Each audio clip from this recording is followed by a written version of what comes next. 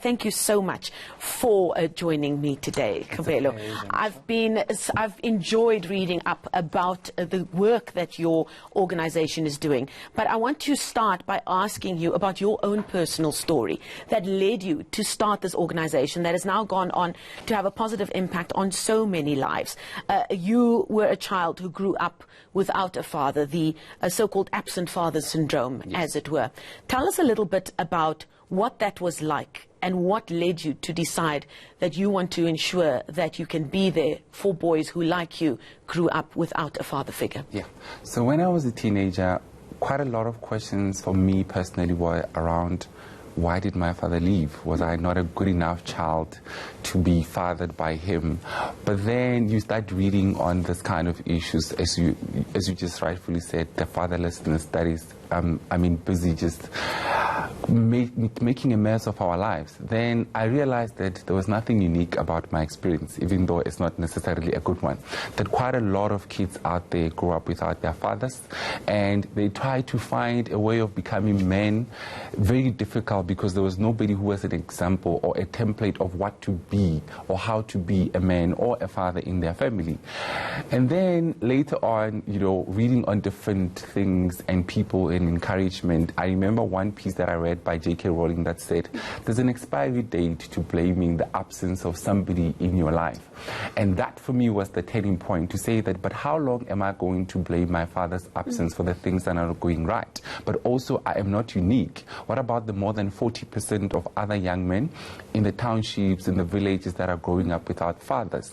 Then it got to a point where in early 2014, where I sat down with some of my friends and I explained to them what I wanted to do. I said to them, growing up without a father really messed up my life, because I almost blamed everything on his absence, whether it be not having food, whether it be not being able to go to school.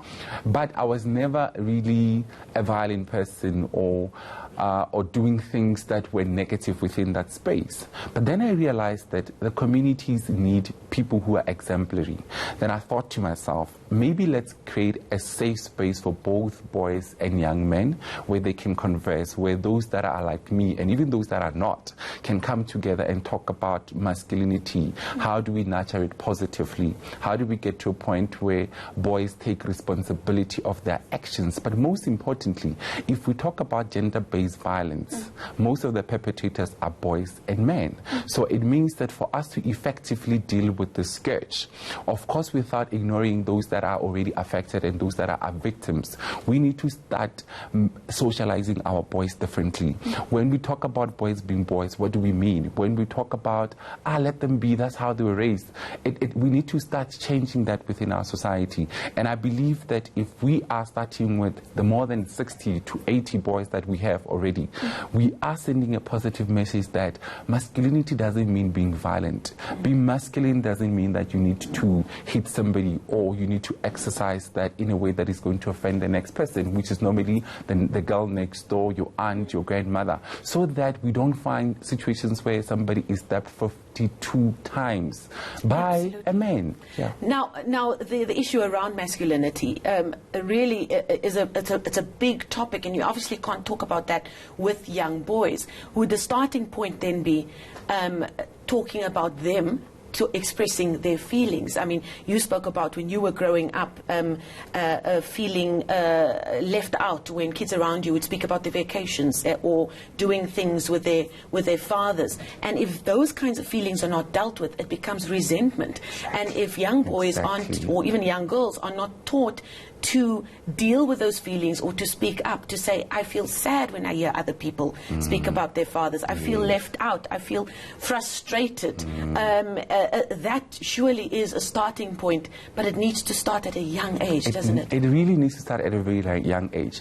I usually joke around with my boys. I said, I make being fatherless so cool, because what I'm trying to say to them is that he chose to not be there. You were a child, so don't take that and make it your own responsibility that he left you. The same blame that I had to say that maybe I wasn't a good child, but it had nothing to do with me. But later on, my father passed away in 2017, and when I did the history of his own, he didn't quite have a close relationship with his own father, and I also got to a conclusion that probably even psychologically, he was scared of being who his father was, not and being so present. The vicious cycle just Exactly. continues. And that's when I said, it needs to stop with me. But when we sit with the boys, we've invited psychologists to come and have that conversation with them, where they asked a question around August, September, and they said, I am angry. And the psychologists had to start to break that down, try to find what was the root cause of that anger, but also try to ask, what have you done with this anger?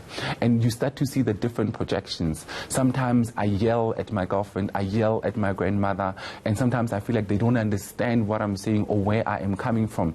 And then we start to say, what do we do with all that? How do we then say to this kid that it's not your fault, but do express your feelings? Because we also have a problem of boys and men expressing one emotion. I mean, the spectrum of emotion is so broad, but we are easily moving towards anger, towards resentment. And when we can cry about it, and I tell them all the time, sometimes we start our session and it's just tears all over.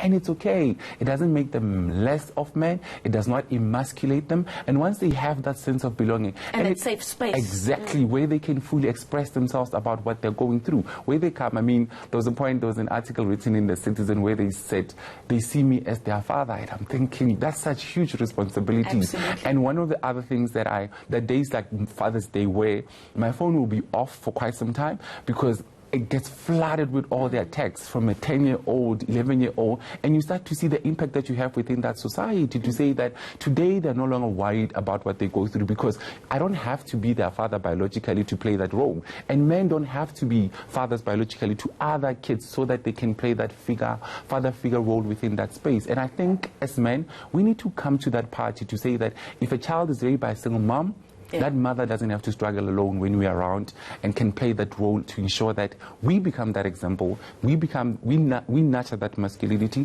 but in practice, not in just words.